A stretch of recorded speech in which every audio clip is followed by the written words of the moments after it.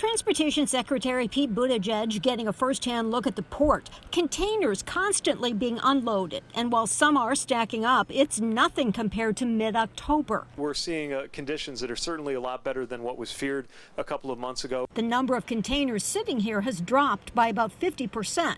That's because Georgia ports came up with the idea for pop-up container yards, like this one at Norfolk Southern's Dillard Yard. Think of this as a big, wide open, flat storage unit. We can put somewhere around 400, couple hundred containers from the port that allows more space at the port. This just opened a few weeks ago, but trucks are already making daily runs here to clear the backlog a few miles away at the port. One of the reasons we're here is we think that what the Georgia ports have done could be a model for other places around the country.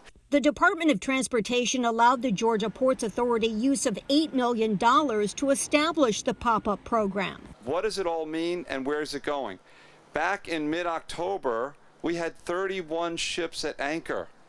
Today, we're down to 6 vessels.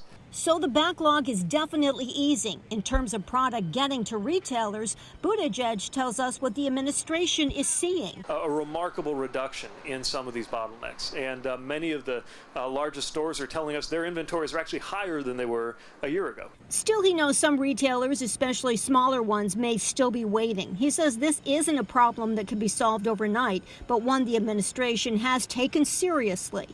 Demand is through the roof and supply is racing to keep up.